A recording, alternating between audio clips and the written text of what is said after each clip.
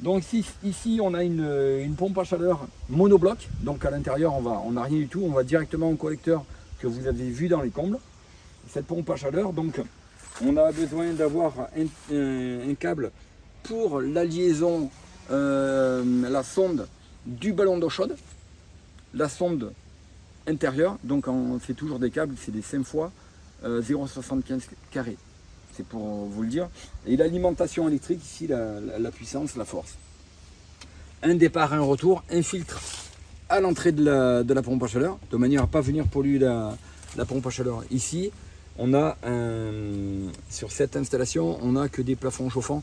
Et j'ai mis dans la salle de bain, on va avoir un sèche-serviette qu'on a récupéré. Ouais. Voilà, donc comme vous pouvez le voir, l'installation, je tiens à te féliciter parce que sincèrement, elle n'est pas finie encore. Il reste à isoler derrière, mais c'est propre, c'est clean. C'est ce que je te disais en venant, tu vas voir une installation, je savais très bien qu'elle était nickel. Maintenant, on va passer à la partie technique. Ballon d'eau chaude et ballon tampon. On arrive sur le ballon ECS. Donc toujours le même procédé. On a l'arrivée de la pompe à chaleur qui est toujours en haut. On a la liaison entre l'échangeur pompe à chaleur et l'échangeur solaire. Et puis on a le retour de la pompe à chaleur qui est en bas. Et ensuite en fond, on voit qu'on a une vanne 3 voies. Donc l'arrivée de la pompe à chaleur et la vanne 3 voies donc gère l'envoi de l'eau soit au niveau du ballon tampon pour le chauffage, soit l'envoi de l'eau au niveau du ballon de l'eau chaude sanitaire. Pour la priorité à l'eau chaude sanitaire. Et c'est toujours la priorité à l'eau chaude sanitaire. Voilà. Donc l'installation, c'est toi qui as tout fait. Hein. Oui. Oui, bon, t'es chauffagiste de métier. Non, pas du tout. Non, je suis dessinateur. Oui, il a fait son installation. Aujourd'hui, cette année, c'est 100% de nos clients qui ont fait eux-mêmes leur installation.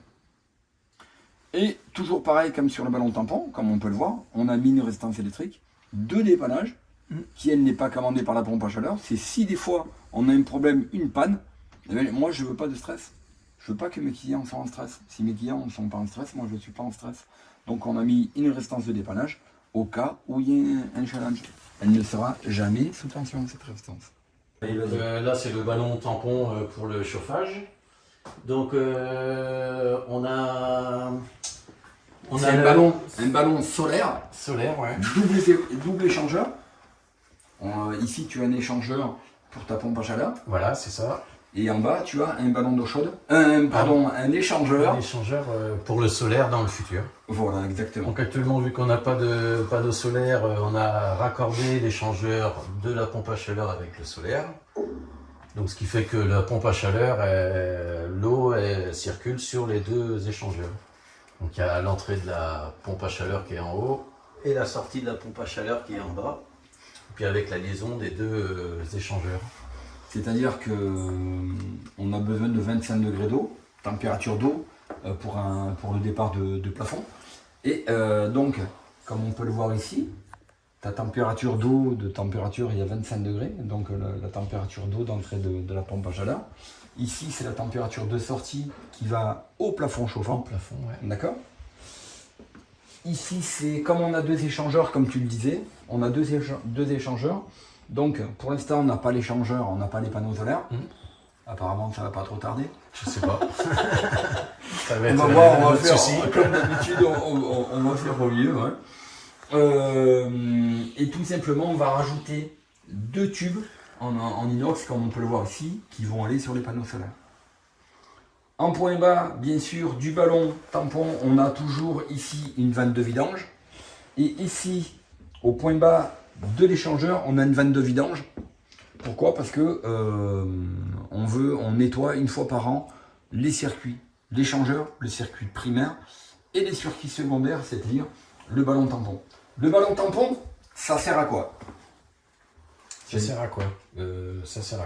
Ça sert à faire la transition entre la pompe à chaleur et comment dire, le réseau du plafond chauffant. Donc, voilà.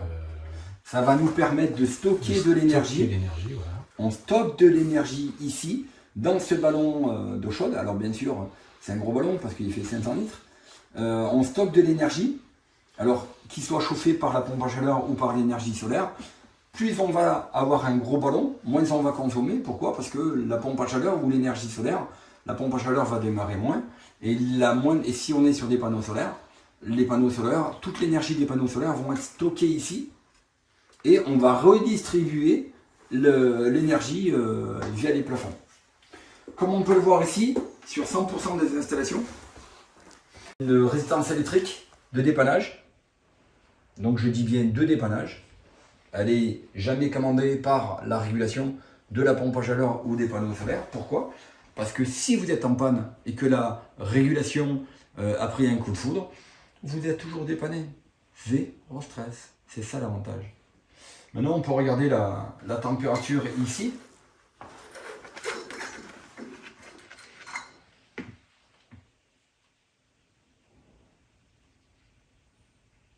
La température du ballon.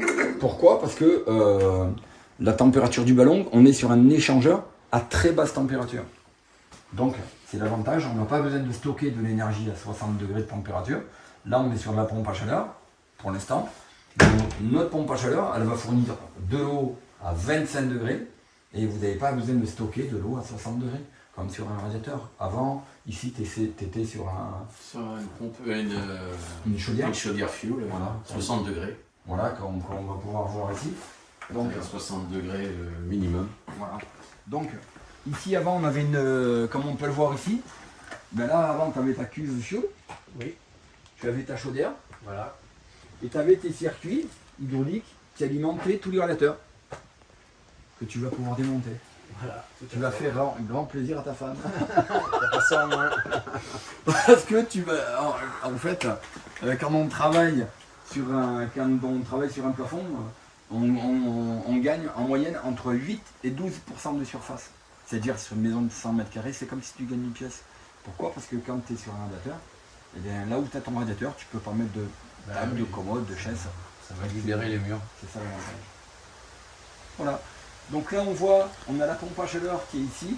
On a des tubes de liaison qui vont de la pompe à chaleur au ballon de tampon.